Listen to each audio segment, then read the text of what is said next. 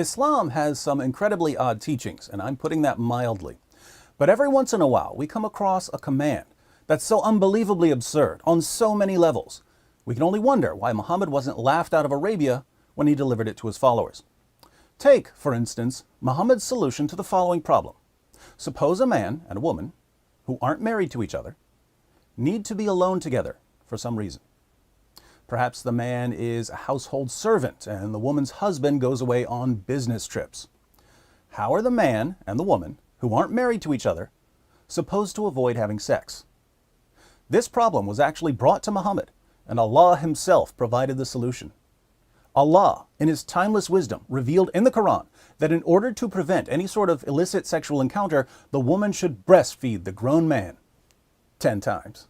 This will technically make the woman the man's foster mother, so they won't be tempted to have sex. Now, if you're thinking to yourself, 10 breastfeedings, that's too much, don't worry, Allah has got you covered. Even though the Quran is supposedly Allah's eternal word, Allah eventually changed his eternal mind about the need for 10 breastfeedings. 5, it turns out, is quite sufficient. Sahih Muslim, 3598. It was narrated from Amrah that she heard Aisha say, when she was mentioning what kind of breastfeeding makes a person a mahram. A mahram is a relative you're not allowed to marry or have sex with. 10 definite breastfeedings were revealed in the Quran, then 5 definite breastfeedings were revealed too. Notice that Aisha says these verses were revealed in the Quran. Let's read another. Sahih Muslim, 3597. It was narrated that Aisha said, among the things that were revealed of the Quran was that 10 definite breastfeedings make a person a mahram. Then that was abrogated and replaced with 5 definite breastfeedings, and the Messenger of Allah passed away when this was among the things that were recited of the Quran. So Allah revealed 2 Quran verses about breastfeeding adults. One verse requiring 10 breastfeedings, which was later abrogated by a second verse requiring 5 breastfeedings. Aisha specifically says that this was among the things that were recited of the Quran when Muhammad died. But you can read the Quran we have today until your brain falls out, and you won't find either of these verses. So what happened to them? Well, Aisha tells us what happened to the first verse in Sunan ibn Majah, 1944. It was narrated that Aisha said, the verse of stoning and of breastfeeding an adult 10 times was revealed, and the paper was with me under my pillow. When the Messenger of Allah died, we were preoccupied with his death, and a tame sheep came in and ate it. The 7th century version of the dog ate my homework was apparently a sheep ate my Quran verses. That explains the disappearance of the verse requiring 10 breastfeedings, but the other verse commanding 5 breastfeedings isn't in the Quran either. So we can only conclude that both verses on breastfeeding adults were eaten by Aisha's sheep. Now, was this a mere accident, or was there something more sinister afoot? Let's see if we can solve the mystery of the missing verses. The case begins with a woman named Sahla. Sahih Muslim, 3600. It was narrated that Aisha said, Sahla bint Suhail came to the Prophet and said, O Messenger of Allah, I see signs of displeasure on the face of Abu Hudayfa, that was her husband, when Salim, who was his ally, comes in. The Prophet said, breastfeed him. She said, how can I breastfeed him? He is a grown man. The Messenger of Allah smiled and said, I know that he is a grown man. Creepiest smile ever. So Sahla's husband was concerned about this grown man being around his wife, and Muhammad's response was that she needed to put her breasts in the man's mouth repeatedly. Interestingly, Sahla did exactly what Muhammad and Allah commanded. She put her breasts in Salim's mouth so that he could suck on them over and over again. And this calmed her husband down. Why? Because he trusted Muhammad. Well, Muhammad and Allah say that if I just let this man suck on my wife's breast a bunch of times, I don't need to worry about what they do when I'm gone for the weekend. I feel so much better now that her nipples are in this guy's mouth. Anyone else want to hang out with my wife while I'm out of town? Come on over. Breasts for everyone, Allahu Akbar. For a while at least, Muhammad's wives were on board with Allah's views on breastfeeding adults. When Muhammad's wife Hafsa wanted to spend time with a man, she would send the man to her sister to be breastfed. We read in Malik's Muwatta, chapter 30, section 1, number 8. Hafsa, al-Mu'mineen, mother of the believers, sent Asim ibn Abdullah ibn Sa'd to her sister Fatima bint Umar ibn al-Khattab for her to suckle him 10 times so that he could come in to see her. She did it, so he used to come in to see her. Hafsa couldn't breastfeed Asim because she didn't have children, so she had her sister breastfeed him 10 times, which transformed him into Hafsa's foster nephew. Eventually, however, most of Muhammad's wives, including Hafsa, became disgruntled over the practice. After retelling the story about Muhammad ordering Abu Hudayfa's wife to breastfeed a grown man, Malik's Muwatta, chapter 30, section 2, number 12, continues with this. Aisha, al-Mu'mineen, mother of the believers, took that as a precedent for whatever men she wanted to be able to come to see her. She ordered her sister, Kulthum bint Abi Bakr as-Siddiq, and the daughters of her brother to give milk to whichever men she wanted to be able to come in to see her. The rest of the wives of the Prophet refused to let anyone come into them by such nursing. They said, "No, by Allah, we think that what the Messenger of Allah ordered Sahla bint Suhail to do was only by an indulgence concerning the nursing of Salim alone. No, by Allah, no one will come in upon us by such nursing." We find the same thing in Sahih Muslim 3605, where Muhammad's wife, Salama, declares, "The other wives of the Prophet used to refuse to admit anyone on the basis of that breastfeeding of a grown-up. They said to Aisha, 'By Allah, we think that this is a concession which the Messenger of Allah granted only in the case of Salim. No one will enter upon us or see us on the basis of this type of breastfeeding.'" So Muhammad's wives were claiming that the command to breastfeed adults only applied to Abu Hudayfa's wife in the case of Salim.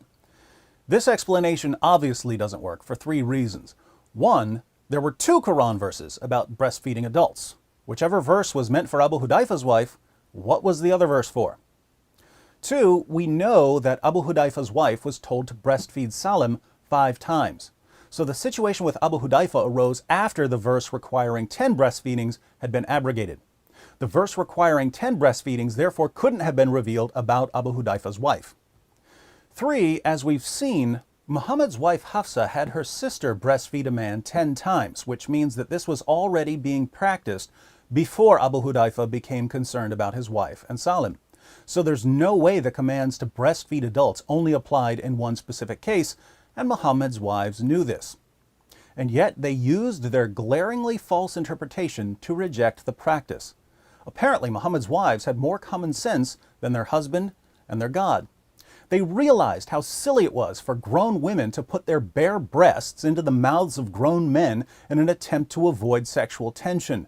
They understood that it was absolutely ludicrous for Aisha to keep sending men to suck on her sister's and niece's breasts whenever she wanted to be alone with the men. And surprise, surprise, the verses commanding this practice, a practice Muhammad's wives found revolting, came up missing after he died. Someone conveniently left the sheepgate open. There are only 2 real possibilities here. Either Aisha remained faithful in her desire to preserve the Qur'an, and Muhammad's other wives conspired to send hungry sheep into Aisha's house to rid the world of one of history's most ridiculous teachings. Or, since Aisha had the only written copy of the verses, Muhammad's other wives may have eventually persuaded her to destroy them. I favor the latter explanation. While it's clear that Aisha initially approved of Allah's command to breastfeed adults, she was also very young and under the influence of Muhammad. When Muhammad died, Aisha was 18 years old, and by this time she had presumably learned that if a woman wants to avoid sexual tension, it's a good idea to keep her breasts out of men's mouths. But there's another piece of evidence that supports Aisha's involvement in the Sheepgate Conspiracy. The sheep didn't just eat the Quran verses on breastfeeding adults. It also ate the Quran verse on stoning adulteresses. Aisha was once accused of adultery, and if Muhammad hadn't received a special revelation proclaiming her innocence, she could have been stoned to death. The accusation of adultery was one of the reasons she became so careful about having her sister and nieces help her follow the breastfeeding rule. She was trying to protect herself. We don't need Sherlock Holmes to uncover Aisha's fear of the verse of stoning. And her sheep ate the only copy. Coincidence? No. Conspiracy. The verses on breastfeeding an adult, along with the verse of stoning, fell victim to one of history's least common means of malice: death by sheep. For you Muslims who are watching, here are 10 takeaways. First, Muhammad's wives knew more about human nature than Allah did. So Muhammad's wives were greater in knowledge than Allah. Second, in the Qur'an, Surah 15, verse 9, Allah promises to protect the Qur'an from corruption. And yet Muhammad's wives were able to destroy verses of the Qur'an. So Muhammad's wives were greater in power than Allah. So was the sheep. Your God couldn't protect the Qur'an from a sheep. Third, Muhammad's wives had the courage to remove this awful teaching from the Qur'an. So they were greater in goodness than Allah. Question: if Muhammad's wives were greater in knowledge, power, and goodness than Allah, why are you worshiping Allah? Fourth, if Muhammad's wives were willing to deliberately destroy verses of the Qur'an, it seems that they may have recognized that they were married to a false prophet. Unfortunately for them, since the penalty for leaving Islam is death, they had to keep quiet about their apostasy. Fifth, many Muslims today don't believe in the doctrine of abrogation, the doctrine that some Qur'an verses abrogate or cancel other Qur'an verses. And yet your most trusted sources are filled with examples of Qur'an verses abrogating other Qur'an verses. Why do modern Muslim beliefs so frequently contradict orthodox Islamic doctrine? Sixth, you believe that the Qur'an is an eternal tablet in heaven. But notice that this eternal tablet is incoherent.